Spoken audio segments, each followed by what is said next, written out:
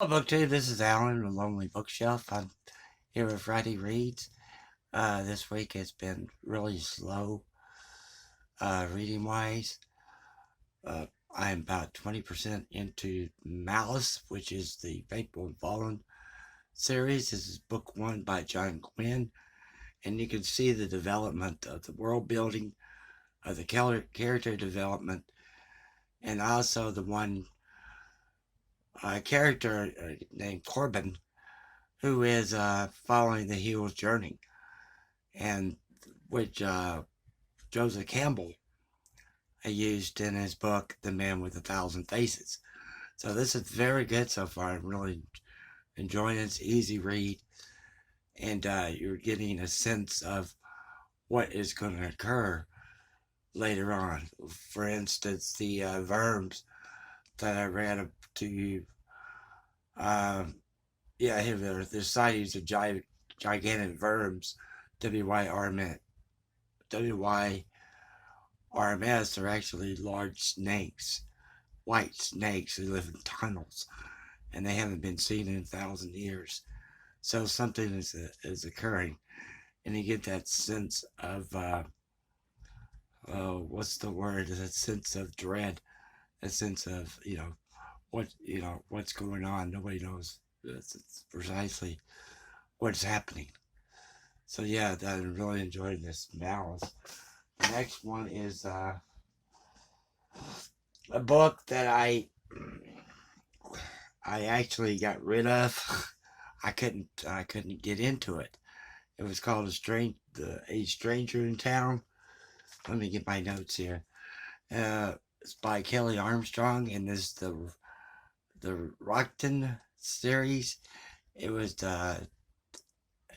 it was billed as a detective slash mystery slash thriller, and you have a main character. Excuse me. Let me back up. Rockton is located small town in the Yukon. Casey Duncan is the detective, and in the town, and Eric Dalton is the sheriff in the town. A woman comes out. I'll try to get the.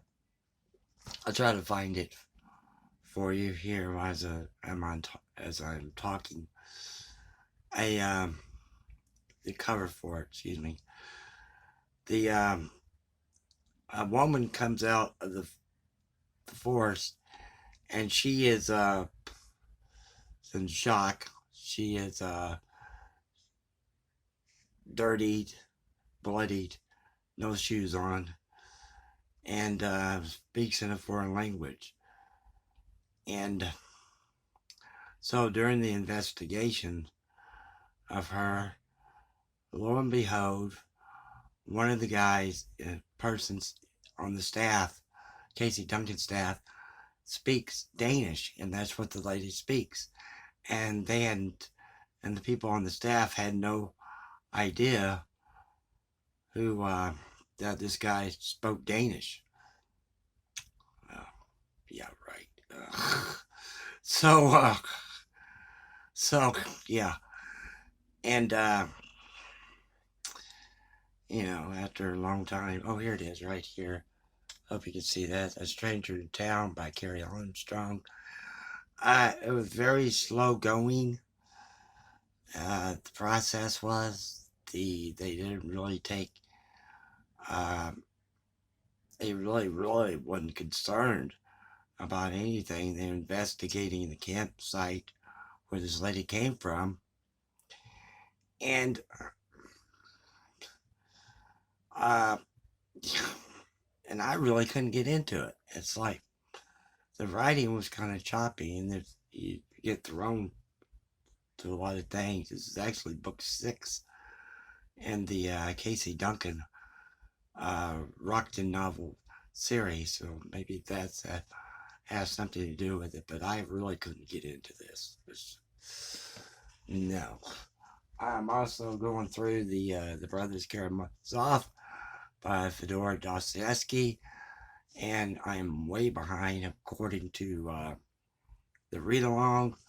A lot of people I saw in my discourse are so far ahead, and we're supposed to get to book 5, I believe, by the 11th, which is next week. So maybe I can catch up. Today I'm on page 77, and I have no idea where book 5 is. A couple things here. One of the brothers decides to become an Orthodox priest. And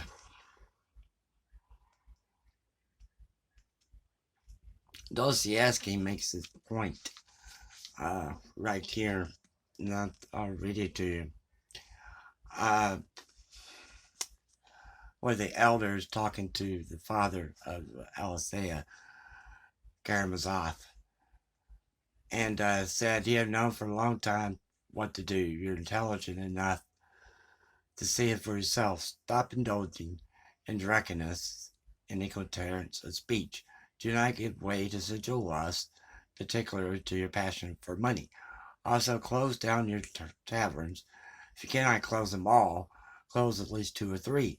And above all, stop lying. A man who lies to himself and believes his own lies becomes unable to recognize truth, either in himself or in anyone else.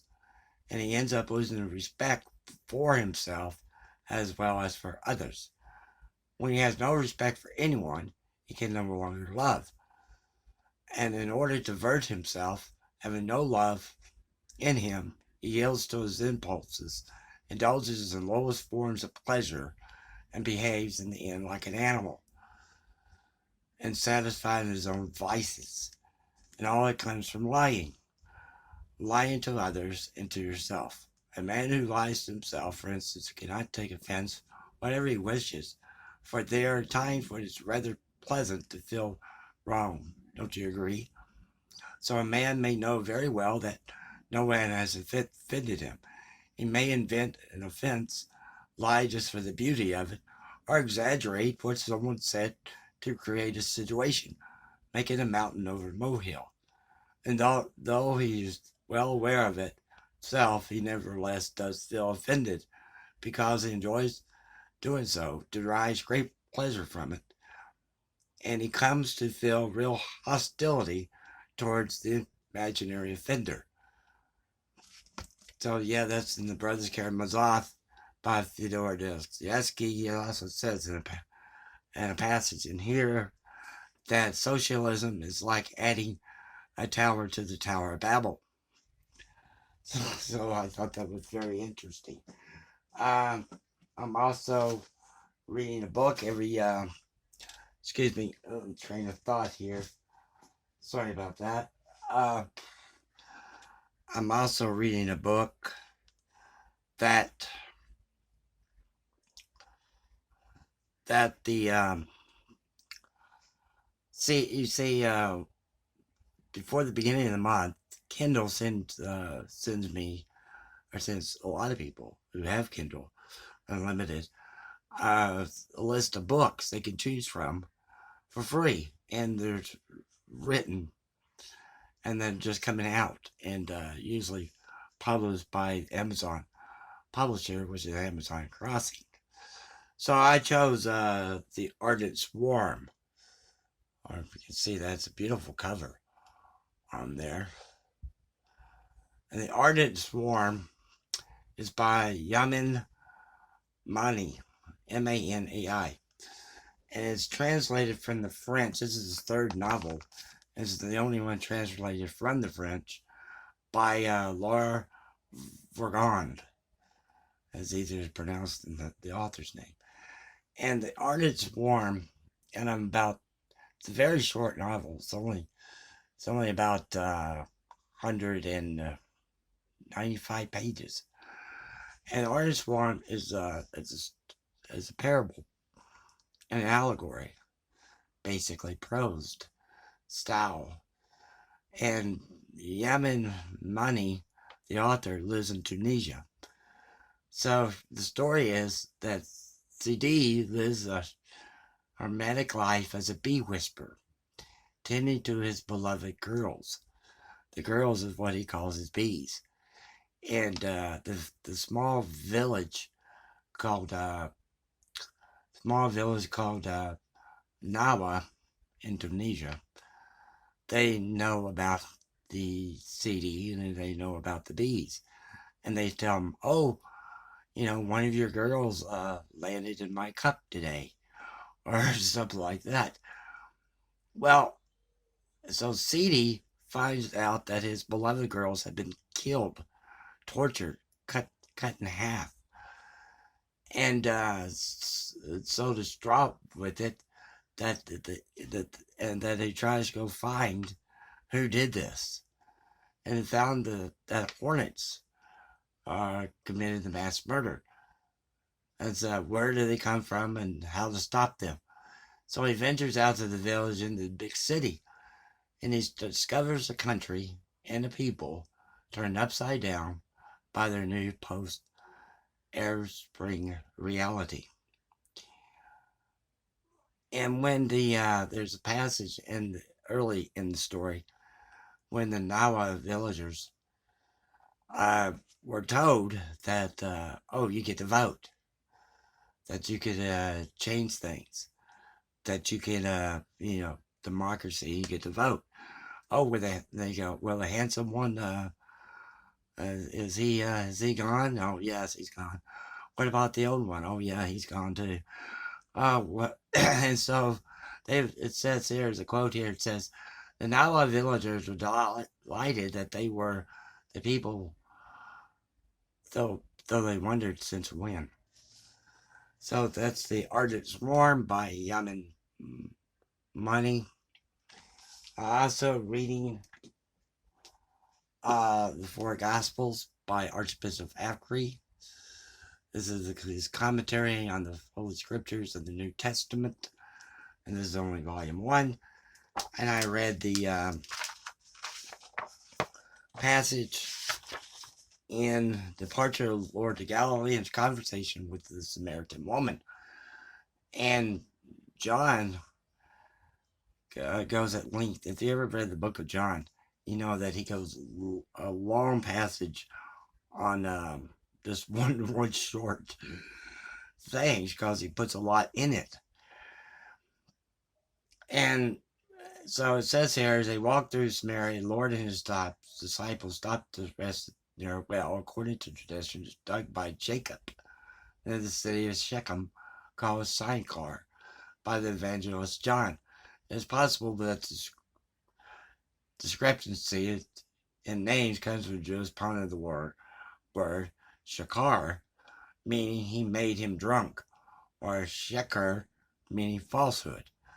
The evangelist writes, says near the 6th hour, midday, time of the worst heat, and necessary to stop and rest.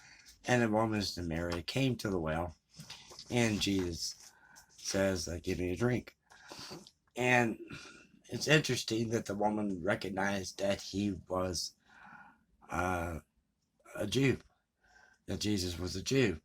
And so Jesus says, well, I'm going to give you living water, which one must understand that means the grace of the Holy Spirit. And the Samaritan woman didn't understand by what means living water. And she says, remember the patriarch Jacob who let the well for the descendants. So that's interesting that Jacob, who's Jewish, gave the well, Jacob's well, but the people that were there were Samaritans, and the Jews hated Samaritans. So but Jacob, whom the Jews at the time called the fathers, it goes Abraham, Isaac, and Jacob. Those are the three. And here they don't want to deal with a person or a group of people, a group of people who, with whom one of the patriarchs of the Jews gave the well to. So I thought that was interesting. You can come up with a lot of things, a lot of rabbit trails you can go through here. And she also mentions about the Messiah. And it's not the one that the Samaritans did not believe that the Messiah is going to come the way the Jews did at the time in Jerusalem. They and they because they believed, Samaritans believed that the Messiah would come, but the Jews believed that the Messiah would come in a kingdom to get rid of the Romans. That's what they basically wanted him to do, just get rid of the Romans. And so she mentions the fact about the mountain. And this is the mountain we're supposed to worship, but you say it's in Jerusalem that we are supposed to worship. Well, that comes back to Deuteronomy. Look at the book of Deuteronomy. I think he has it here in this commentary. Let's see if I can see it real quick. Excuse me. We'll see if the commentator mentions this, but I don't see it here. But it mentions in Deuteronomy when Moses. Oh, here it is. Yeah, yeah. There's certain passages the Samaritans expect the Messiah. They call it Tadeb, citing certain passages in the Pentateuch, including Genesis 49:10, Numbers 24, and Moses' words in Deuteronomy 18:18. So, let me look this up real quick. I didn't read it for this to be a Bible study, but, you know, what the heck.